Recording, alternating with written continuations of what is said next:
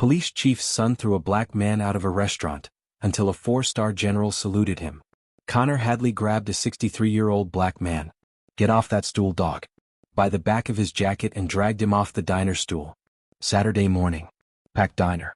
Every fork stopped. Mitchell Owens caught the counter edge, looked Connor dead in the eye. "I've been eating here longer than you've been alive, son." Connor shoved his face closer. "You talk back to me. My daddy's the chief of police. I say animals eat outside." He grabbed Mitchell's collar with both hands, dragged him across the tile floor. The child screamed. Plates crashed. 12 people watched, but not one opened their mouth.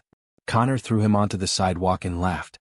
What he didn't know, what made him the dumbest man in Virginia that morning, laughter, was exactly who he just put his hands on.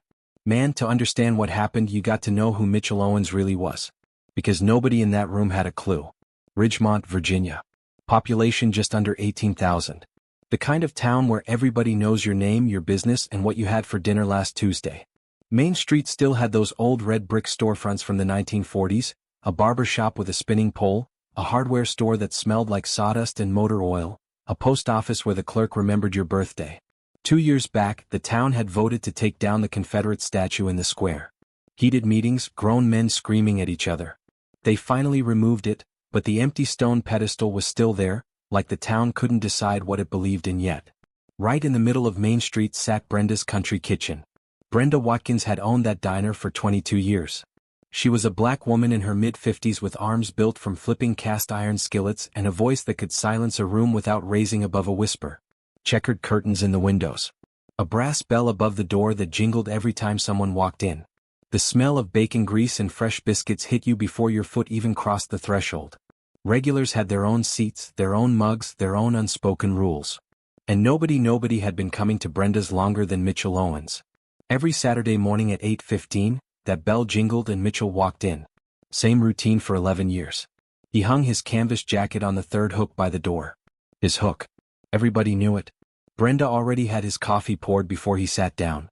Black, no sugar ceramic mug with a chip on the handle that she refused to throw away. "Morning, Mitch." "Morning, Brenda." That was it. That was all they needed. Mitchell was 63, tall, lean, the kind of lean that came from decades of discipline, not dieting. There was a faded scar running along his left forearm. His hands were rough but steady. Every time the front door opened, his eyes flicked toward it for half a second. Quick scan, then back to his newspaper. He sat with perfect posture, not stiff, just straight like his spine had forgotten how to slouch. He wore no medals, no pins, no hat with a military logo, nothing that said anything about who he was or what he'd done. To anyone walking in that morning, he was just an old man drinking coffee and reading the news. That was exactly how Mitchell wanted it. Now, on the other side of Ridgemont, there was a name that carried weight. Hadley. Chief Gerald Hadley had run the Ridgemont Police Department for 14 years. He was the kind of man who shook hands at church on Sunday and buried complaints on Monday. His son Connor was 28. Technically a deputy in the next county over. But in Ridgemont, Connor moved like he wore his father's badge. Loud, entitled, always looking for someone to remind that the Hadleys ran things. Folks in town talked about Connor the way people talk about a storm they can see coming. You didn't confront it. You just got out of the way. Black residents knew him best. Connor had a habit of showing up where he wasn't needed.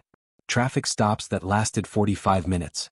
Noise complaints filed against houses that were dead quiet. Always the same neighborhoods.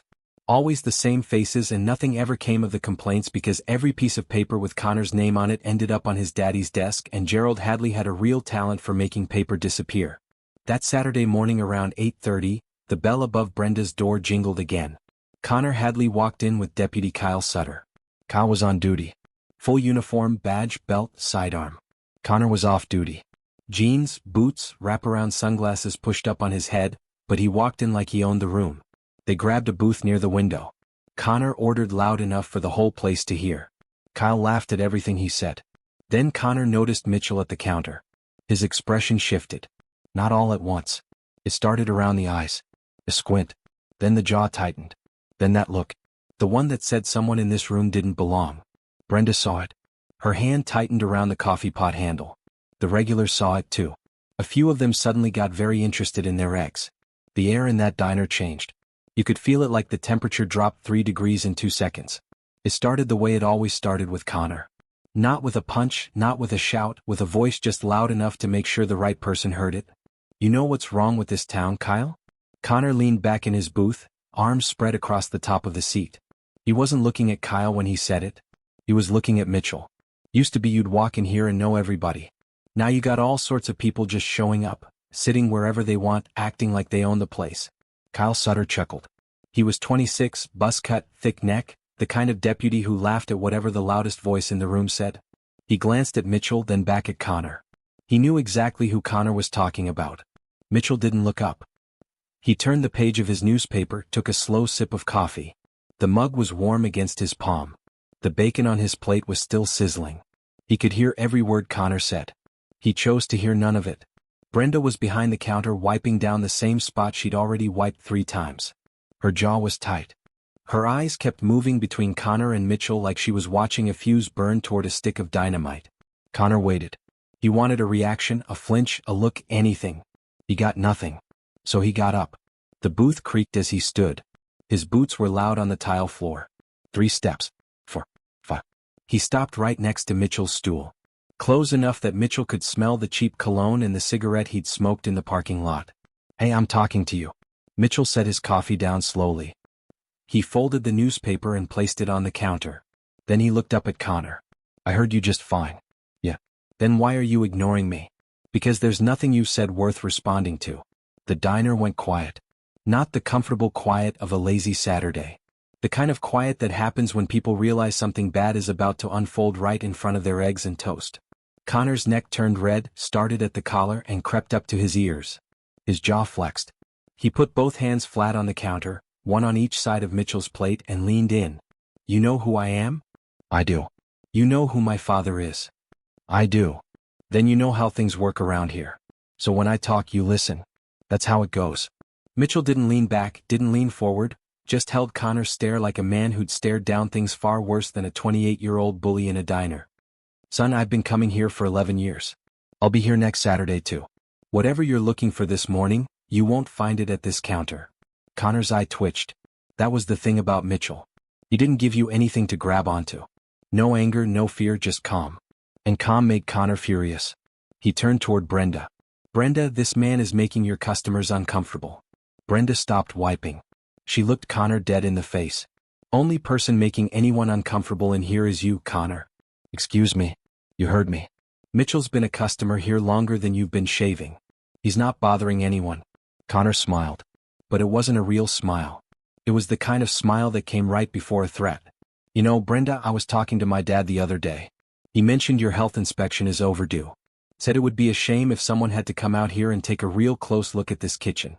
The words hung in the air like smoke. Every regular in that diner knew what he was really saying. This wasn't about health codes. This was about power. Who had it? Who didn't? Brenda's hand trembled. Not from fear. From rage. 22 years she'd built this place. Every table, every recipe, every early morning. And this kid was threatening to tear it apart because she wouldn't throw out a man for the color of his skin. She opened her mouth to respond, but Mitchell spoke first. That's enough. He said it quiet, firm, like a man who was used to giving orders that people followed. Leave her out of this. Your problem is with me, so let's keep it with me. Connor tilted his head. My problem, old man, you are the problem. He snapped his fingers at Kyle without turning around. Kyle, come here. Kyle stood up from the booth, adjusted his belt, walked over slow like he wanted everyone to see the badge and the gun. He positioned himself near the front door, not blocking it exactly but close enough. The message was clear. Connor was off duty but Kyle wasn't. An old woman in the corner booth pulled her purse closer to her body. A young couple near the window stopped talking. A mother turned her child's face away from the counter. Everyone could feel it. The gravity in that room had shifted. All of it was pulling toward the counter where Mitchell sat. Here's what's going to happen, Connor said. He poked Mitchell's chest with his index finger. You're going to get up. You're going to walk out that door. And you're not going to come back. Not today. Not next Saturday. Not ever. Mitchell looked down at the finger on his chest, then back up at Connor. No. One word. That was all he said, and it landed like a grenade. Connor's face twisted. The red on his neck climbed to his forehead. He grabbed Mitchell's jacket at the shoulder and yanked him off the stool. The stool spun and crashed into the one next to it. Mitchell's plate slid off the counter and shattered on the floor. Bacon, eggs, ceramic, all of it scattered across the tile. Mitchell caught himself on the edge of a table. Glasses rattled. A woman gasped. He didn't fall. 31 years in the army had taught his body to absorb impact and find balance before his brain even registered the hit. I said move. Connor grabbed him by the collar with both hands, now twisted the fabric, pulled him toward the door. Mitchell's boots dragged across the tile. He didn't fight back, not because he couldn't, because he chose not to. There was a difference. And that difference was everything. The brass bell above the door jingled, a cheerful little sound that had no business being part of this moment. Connor shoved Mitchell through the doorway. Mitchell hit the sidewalk hard. His right knee cracked against the concrete. His palm scraped raw. The canvas jacket tore at the shoulder seam. Connor stood in the doorway. Sunlight behind him, shadow on his face. Go find somewhere your kind belongs, dog. Then he turned back to the diner, grinning, clapped Kyle on the shoulder like they just won a game. Inside, 12 people sat frozen, forks in the air, mouths open, eyes wide. Not one of them moved. Not one of them spoke. A woman near the window had her phone out, her hands were shaking. The camera was recording. Outside, Mitchell Owens sat on the sidewalk of the town where he was born. His knee was bleeding through his khakis. His palms were raw and pink. The jacket his wife Denise had given him for their anniversary was torn at the shoulder. He didn't yell, didn't pound the ground, didn't call for help. He took a breath, then another. He pressed his hands flat on the concrete and pushed himself up slowly. The way a man gets up when he wants you to know he's choosing to rise, not because you told him to. Brenda came running out the front door, the bell jingling behind her. She had a damp towel in one hand and fury in her eyes. Mitch, are you okay? Let me see your hands. I'm fine, Brenda. You are not fine. That boy just in my restaurant. I swear to God, Brenda. Mitchell put his hand on her arm, gentle, steady. I'm fine. She looked at him, tears in her eyes, not from sadness, from the kind of anger that has nowhere to go. Mitchell brushed off his knees, straightened his torn jacket, and stood there on that sidewalk, bleeding with the same posture he'd carried through 3 decades of service. Inside the diner, Connor Hadley sat down at the counter, right on Mitchell's stool. He picked up what was left of Mitchell's coffee and took a sip. Brenda, how about some fresh bacon over here? Mitchell walked to his truck. It was parked at the far end of the lot. A dark green Ford F-150, 10 years old, clean but not flashy. The kind of truck a man drives when he doesn't need anyone to notice him. He opened the driver's side door. His hands were still raw from the concrete. Tiny beads of blood sat on his palms like red dew. He reached into the glove compartment for a napkin and pressed it against the scrape on his right knee. He wasn't running. He wasn't hiding. He was removing himself from a situation the way a man with 31 years of military training knew how to do. De-escalate, withdraw. Don't give them what they want. But Connor wasn't done. The diner door swung open. The brass bell jingled. Connor walked out with Kyle 2 steps behind him, sunglasses back on, thumbs hooked in his belt loops, walking slow. The way a man walks when he thinks the whole world is his sidewalk. Hey, where you think you're going? Mitchell didn't turn around. He folded the napkin and placed it in his pocket. I'm leaving. That's what you wanted. I didn't say you could leave. I said you could leave the diner. I didn't say anything about the parking lot. Mitchell turned around, looked at Connor, then at Kyle. Kyle's hand was resting on his belt, not on his weapon, but close enough to send a message. What do you want, Connor? I want to know who you are. Show me some ID. You're off duty. You have no authority to ask me for identification. Connor smiled. That same smile from the diner, the one that came before the threat. I'm off duty. Kyle's not. He jerked his thumb toward the deputy. Kyle asked the man for his ID. Kyle stepped forward, cleared his throat, tried to make his voice sound official. Sir, I'm going to need to see some identification. Mitchell looked at Kyle for a long moment. He could have argued. He knew his rights better than either of these men ever would. But he also knew what happened to black men who argued with badges in small-town parking lots. He reached into his back pocket. Slow, deliberate, making sure both hands were visible at all times. He pulled out his wallet and handed over his Virginia driver's license. Kyle took it, walked back to his cruiser, ran it through the system. Mitchell stood by his truck with his arms at his sides. The morning sun was getting warmer now. A bead of sweat rolled down the side of his neck. 2 minutes later, Kyle walked back. He's clean. No warrants, no record, nothing. Connor's jaw flexed. He didn't like clean. Clean meant he had nothing to hold on to. Clean meant this old man was exactly what he appeared to be, a law-abiding citizen who'd been minding his own business. But Connor Hadley didn't operate on facts. He operated on feelings. And his feeling right now was that this man had embarrassed him by not being afraid. Something doesn't feel right. Connor started walking around Mitchell's truck, slow circle, running his hand along the side panel like he was inspecting livestock. You know, Kyle, I think I smell something. Smell what? Marijuana? Yeah, definitely. Coming from this vehicle. Mitchell's voice was steady. There is no marijuana in this truck. There has never been marijuana in this truck. Well, I guess we'll find out. Kyle, open it up. Kyle hesitated just for a second. A flicker of something, maybe conscience, maybe just nerves, crossed his face. Then it was gone. He opened the passenger side door of Mitchell's truck without consent, without a warrant, without probable cause. Mitchell spoke clearly, loud enough for anyone in earshot. I do not consent to this search. I am stating for the record that I do not consent. Noted, Connor said. He wasn't even looking at Mitchell. He was already rummaging through the glove compartment. Registration papers, a pack of tissues, a small flashlight. He tossed each item onto the passenger seat like he was going through a junk drawer. Kyle searched the back seat. Floor mats, an old blanket, a pair of reading glasses and a case. Nothing. Then Connor found it. Under the back seat, a locked metal case, dark brown about the size of a shoebox. Heavy. Well, what do we have here? Mitchell's jaw tightened. For the first time that morning, something shifted in his eyes. Not fear, something deeper, something protective. That is my personal property. It is locked and you have no right to open it. Kyle, give me something to pry this open. Connor, I don't think we should. Did I stutter? Open it. Kyle pulled a flathead screwdriver from his cruiser's toolkit. He handed it to Connor. Connor jammed it into the latch and twisted. The cheap lock gave way with a snap. He flipped the case open.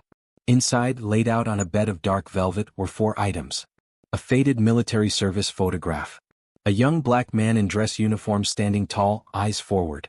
A carefully folded American flag in a triangular frame. A leather-bound journal with worn edges and a small velvet box. Connor picked up the velvet box and opened it. Inside sat a bronze star medal. The ribbon was slightly faded. The medal still caught the light. He held it up between 2 fingers like it was a toy from a cereal box. The hell is this? What? You buy this at a pawn shop? Pick it up at a yard sale. Mitchell said nothing, but his hands, those steady, disciplined hands, closed into fists at his sides. Connor tossed the medal. Just tossed it. It hit the asphalt, bounced once and rolled under the truck. Jup. He dropped the case on the ground.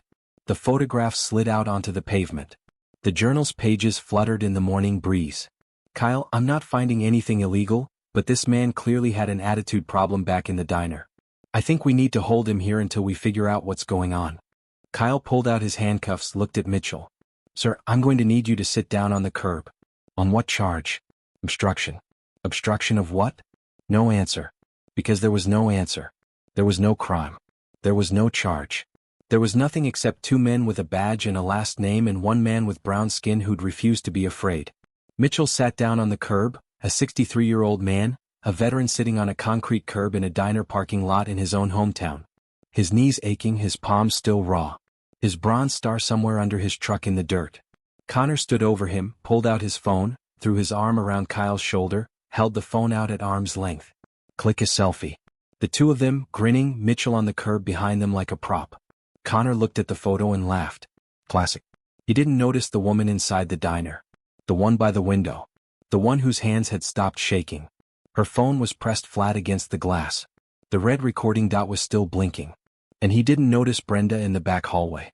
Phone pressed to her ear, whispering fast. It's Brenda. You need to come now. They've got Mitch in the parking lot. It's bad. It's real bad. Man, are you serious right now? Imagine your grandfather, the man who served his whole life, sitting on a curb while some punk takes a selfie over him, his medal in the dirt. And nobody does a thing. Would you just sit there? Because what's coming next? Connor has no idea. 20 minutes passed. Mitchell sat on that curb like a man who'd waited in worse places. Deserts, foxholes, hospital corridors where the news was never good. 20 minutes was nothing to a man like him. Brenda brought him a cup of coffee, walked right past Connor and Kyle without looking at either one of them, set the mug on the curb next to Mitchell and squeezed his shoulder. Hang on, Mitch. I'm all right, Brenda. I've sat in worse spots than this. She went back inside. The bell jingled behind her. Connor was inside now, sitting at the counter eating. Not his food, Mitchell's food. Brenda had made a fresh plate of bacon and eggs for Mitchell right before everything went sideways. Connor pulled it across the counter and dug in like he'd ordered it himself. "Brenda, these eggs are cold. You want to heat these up for me?" Brenda didn't answer. She stood at the register with her arms crossed and her eyes on the parking lot. Connor talked with his mouth full loud, bragging to Kyle about how his dad would handle everything. "Relax.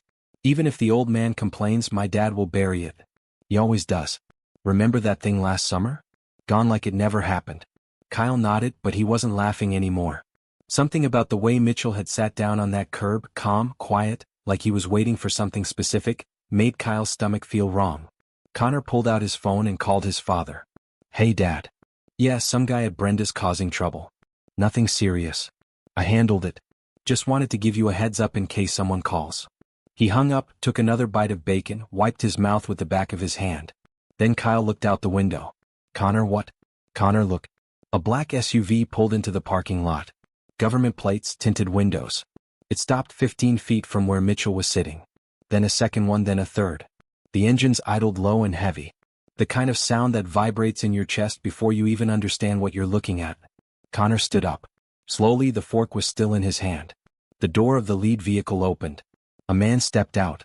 He was tall, mid-60s, African-American, and he was wearing the full dress uniform of the United States Army. Dark blue jacket, gold buttons, ribbons covering the left side of his chest like a wall of color. And on each shoulder, 4 stars, 4 silver stars on each shoulder. General Raymond Carter, Commanding General, United States Army Forces Command. 2 aides stepped out behind him. Then a military attorney in uniform. Then a driver who stayed by the vehicle with his hands folded. The general didn't look at the diner.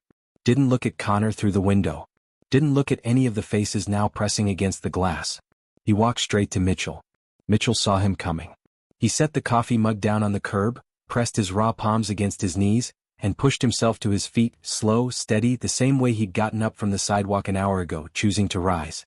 General Carter stopped 3 feet in front of him. The parking lot was dead silent. No birds, no traffic. Even the wind seemed to hold its breath. And then General Raymond Carter, a 4-star general of the United States Army, one of the highest-ranking military officers in the country, raised his right hand to his brow. He saluted Mitchell Owens first. "Let me explain something. In the United States military, a lower-ranking person always salutes a higher-ranking officer first. Always. That's the rule. A sergeant salutes a captain. A colonel salutes a general. That's how it works. But there is one exception. The Medal of Honor. Any service member, regardless of rank, regardless of stars, salutes a Medal of Honor recipient first. A 4-star general, a chairman of the Joint Chiefs. Even the President of the United States will initiate the salute. Mitchell Owens was a retired sergeant major, 31 years of service, 3 combat deployments and a Medal of Honor. The highest military decoration the United States of America can bestow upon a human being. That medal wasn't in his case. That one was in a display at the Pentagon. The bronze star that Connor threw in the dirt was just one of many. Mitchell straightened his torn jacket, lifted his chin and returned the salute. Clean, sharp, perfect, like the 31 years had never left his bones. Carter dropped the salute, stepped forward, took Mitchell's hand in both of his. "Sergeant Major Owens, I got the call. I was at Fort Belvoir. Came as fast as I could. Appreciate you coming, Ray. Didn't want to make it a thing. It was already a thing, Mitch." Inside the diner, Connor Hadley stood at the window. The fork had fallen from his hand somewhere in the last 60 seconds. His face was white. Not red anymore. White. The kind of white that happens when every drop of blood in your body decides to leave your head all at once. Kyle was behind him. He'd taken off his sunglasses. His hand was no longer near his belt. It was hanging at his side, limp like it didn't belong to him anymore. The woman with the phone moved to the doorway, still recording, the red dot still blinking. 12 people who hadn't said a word now watched through the glass as a 4-star general held the hand of the man they'd let get dragged across the floor. General Carter turned around. He looked at the diner, then at the parking lot, then at Kyle Sutter, who was standing near the entrance like a man who'd forgotten how legs worked. "You deputy, come here." Kyle walked over, or tried to. His boots scraped the asphalt like they weighed 50 pounds each. He stopped 5 feet from the general, couldn't look him in the eye. "Are you aware that you just conducted an illegal search of this man's vehicle? No warrant, no probable cause, no consent?" Kyle opened his mouth. Nothing came out. "Are you aware that you detained this man without charge? A man who has committed no crime? A man who has served this country for 31 years? A man who has received the Medal of Honor from the President of the United States. Kyle's bottom lip trembled. He looked like a kid who'd been caught stealing and just realized his parents were standing right behind him. "Sir, Connor said." "I didn't ask what Connor said. I asked what you did." Carter's military attorney was already on the phone. 3 calls in rapid succession. The county sheriff's department, the state attorney general's office, and a contact at the Pentagon's Public Affairs Division. He spoke low and fast, writing in a small notebook between calls. Then Carter looked at the diner door. "Where is he?" "The one who started this." Connor Hadley stepped outside. He didn't strut this time. Didn't swing his arms. Didn't hook his thumbs in his belt loops. He walked through that door like a man walking into a courtroom where the verdict was already in. "Sir, listen. This was a misunderstanding. I didn't know." Carter cut him off. Not with a shout, with a voice so calm it was worse than any scream. "You didn't know what? You didn't know he was a veteran? You didn't know he had a Medal of Honor? Tell me something, son. If he didn't have that medal, if he was just a 63-year-old black man eating breakfast, would what you did have been acceptable?" Then Connor's mouth opened, closed, opened again. "Nothing. That's what I thought." Brenda stepped into the doorway, arms crossed, eyes red but steady. "General, I've got the security camera footage. Every second from the moment he walked in to the moment you pulled up. Audio too." The woman with the phone raised it from behind Brenda's shoulder. "I got it too. All of it." Carter nodded. "Good. Hold on to it. You're going to need it." 15 minutes later, a county sheriff's cruiser pulled into the lot, not Ridgemont PD County. This was outside Gerald Hadley's hands now. 2 deputies stepped out. They walked straight to Connor. "Connor Hadley, you're under arrest. Assault in the 4th degree, unlawful detention, theft of personal property, deprivation of civil rights under color of law." Connor's face crumbled. "Theft? What theft?" "The medal you threw on the ground, sir. That's federal property and a national honor. You damaged and discarded it intentionally." They turned him around, cuffed his wrists behind his back. The click of the handcuffs echoed off the brick storefronts of Main Street. Kyle Sutter was placed on immediate administrative leave on the spot. His badge was taken. His service weapon was taken. His body camera had not been activated during the entire incident. Of course it hadn't, but it didn't matter. Brenda's camera caught everything. The bystander's phone caught everything. Every word, every shove, every laugh. 20 minutes later, Connor sat in the back of a county cruiser. He pulled out his phone with cuffed hands and called his father. Dad, you need to come get me. They're arresting me. This is insane. Call someone." Gerald Hadley made calls. He called the county sheriff. Voicemail. He called the district attorney. Voicemail. He called Judge Whitmore, who owed him a favor from 6 years back. Voicemail. Nobody picked up. Not one person. The political math had changed in real time. Nobody wanted their name anywhere near this story. Back in the parking lot, Mitchell Owens knelt beside his truck. He reached under the chassis and picked up his Bronze Star, brushed the dirt off with his thumb, held it in his palm for a moment, then placed it back in the velvet box, back in the case, and closed the lid. He shook Carter's hand one more time, thanked Brenda, got in his truck and drove home. No speech, no celebration, no fist in the air. Just a man driving home on a Saturday morning the way he was supposed to an hour ago. The video hit the internet before Connor's mug shot was even taken. The woman from the diner, her name was Lisa Moore, 34, mother of 2, posted the footage on every platform she had. No filter, no edit, no caption except 5 words. "This happened in Ridgemont today." By Saturday night, it had 400,000 views. By Sunday morning, 1.2 million. By Monday afternoon, 4.2 million and climbing. The title that spread fastest across every share, every repost, every news segment. Police Chief Son Assaults Medal of Honor Veteran at Diner. It played on CNN Monday evening. MSNBC picked it up Tuesday morning. Fox ran it Tuesday night. For once, every network agreed on the same thing. The footage was undeniable. There was no angle that made Connor look like anything other than exactly what he was. The comment sections exploded. Thousands of them. Veterans who'd served alongside men like Mitchell. Parents who imagined their fathers sitting on that curb. Strangers who'd never been to Ridgemont and never would, but felt the concrete under Mitchell's knees like it was their own. Veterans organizations issued formal statements within 48 hours. The Veterans of Foreign Wars, the American Legion, the Association of the United States Army. Every statement said some version of the same thing. This man bled for his country and his country let him get dragged across a diner floor. The NAACP called for a full investigation, not just of Connor, of the entire Ridgemont Police Department. Because everyone watching that video had the same question. If Connor felt comfortable doing this in public on camera in broad daylight, what had he done when nobody was watching? The state attorney general answered that question. Her name was Catherine Wells. She launched a formal investigation the Wednesday after the incident. Her office pulled every complaint filed against Connor Hadley in the past 5 years. There were 11 complaints. 3 of them involved physical confrontation. All 3 victims were black. All 3 complaints had been filed with the Ridgemont Police Department. And all 3 had disappeared. No investigation, no follow-up, no paper trail. They simply stopped existing the moment they landed on Chief Gerald Hadley's desk. One complaint was from a 19-year-old college student who'd been pulled over for a broken tail light. Connor had made him lie face down on the road for 20 minutes in January on wet asphalt. The kid filed a report. Nothing happened. Another was from a 46-year-old school teacher. Connor had shown up at her door at 11 p.m. over a noise complaint from a neighbor. There was no noise. Her house was silent. He searched her living room without permission. She filed a report. Nothing happened. The third was from a 71-year-old church deacon. Connor had accused him of shoplifting at a gas station. The store camera showed the man had paid for everything. Connor detained him for 45 minutes in the parking lot. Anyway, he filed a report. Nothing happened. 3 people, 3 years, 3 reports, all buried, all black. The investigation expanded. Internal Affairs dove into Chief Gerald Hadley's department. What they found was a system built on silence. Racial profiling statistics that had never been reported to the state.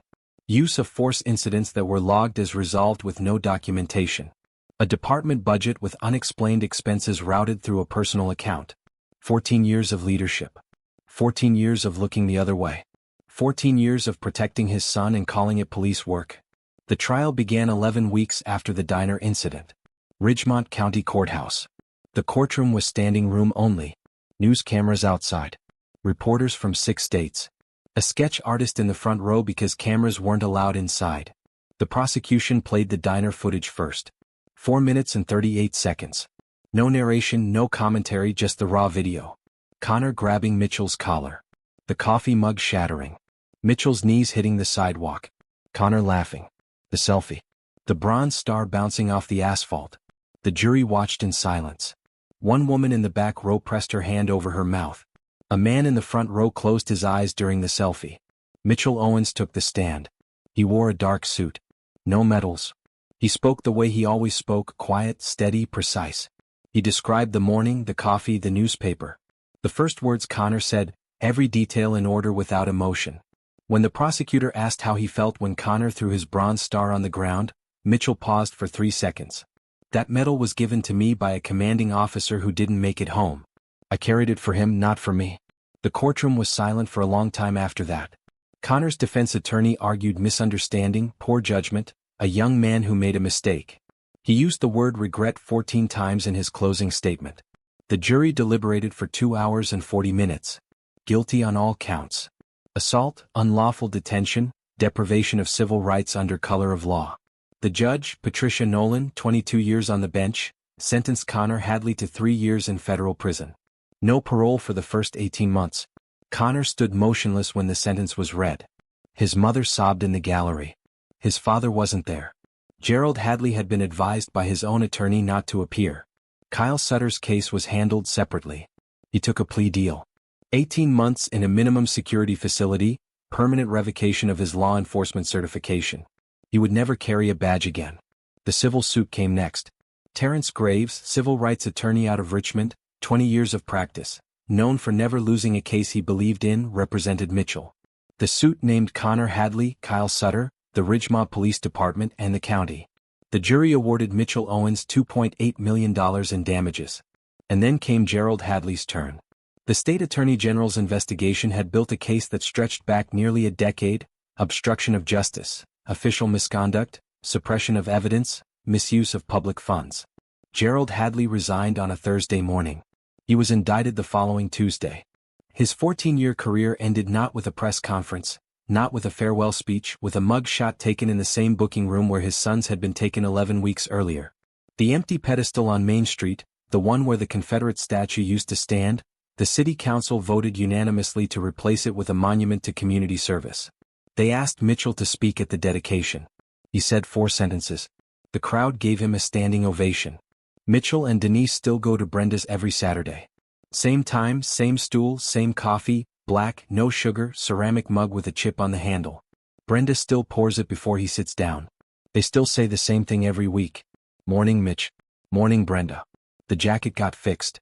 Denise took it to a tailor on Route 9 the Monday after everything happened. The woman didn't charge her. Said she'd seen the video. Said it was the least she could do. Mitchell wears it every Saturday. Same hook by the door. Third one from the left. The diner looks a little different now. Brenda added a patio out back. 6 tables with red umbrellas. String lights that glow warm on summer evenings. Business doubled after the story broke. People drive in from 3 counties away just to eat at the place they saw on the news. There's a framed photograph hanging on the wall next to the register. Mitchell and General Carter shaking hands in the parking lot. Brenda took it herself. She had it printed on thick matte paper and put it in a dark wooden frame. Nobody asks about it. Everybody knows. And next to the front door, just below the brass bell, there's a small bronze plaque. 4 words. Everyone belongs here. General Carter visits once a year, always in the fall. He drives down from D.C. in his personal car. No convoy, no aides, no stars on his shoulders, just an old friend visiting another old friend. They sit in the same booth by the window. Brenda brings them the same thing. 2 plates of bacon, eggs, and biscuits. Coffee. No menus needed. They don't talk about that Saturday. They talk about Carter's granddaughter who just started college. They talk about Mitchell's vegetable garden and the tomatoes that won't cooperate. They argue about fishing spots. Carter thinks the James River is better. Mitchell swears by the Shenandoah. They never agree. They never stop arguing about it. When Carter leaves, they shake hands in the parking lot. Same spot where the salute happened. Neither of them mentions it. They don't have to. Connor Hadley is in a federal correctional facility in Beckley, West Virginia. He works in the laundry unit. He doesn't get visitors. His commissary account receives no deposits. His mother stopped coming after the 3rd month. She said the drive was too long. Everybody knew that wasn't the real reason. Kyle Sutter moved to North Carolina after his release, changed his last name, works at an auto parts warehouse. He has never applied for another law enforcement position. He never will. Gerald Hadley awaits trial. His attorneys have requested 3 delays. The state attorney general has denied everyone. The case is expected to go before a jury this fall. 14 years of buried complaints. 14 years of silence. All of it laid out on paper waiting for 12 people to read. The Ridgemont Police Department operates under a federal consent decree. Now, mandatory bias training, civilian oversight board, body cameras that cannot be turned off during any interaction with the public. Every complaint gets logged, tracked, and reviewed by an independent monitor. It's not perfect. No system is, but it's not what it was. Lisa Moore, the woman who filmed the video, was offered money by 3 media companies for exclusive rights. She turned all of them down. She said the video didn't belong to her. It belonged to everybody who'd ever been treated like Mitchell and didn't have a general who picked up the phone. And that's the thing. Mitchell's power was never the medal, never the phone call, never the general with 3 black SUVs. It was that he never broke. He sat on that curb with his palms bleeding and his dignity completely intact. You can't take something from a man who refuses to let go of it. Yo, this story is fiction. But imagine it's your dad on that curb. His medal in the dirt. 12 people just watching. What would you do? Stand up or look at your plate? Tell me in the comments if this one hit you. Like, share, subscribe.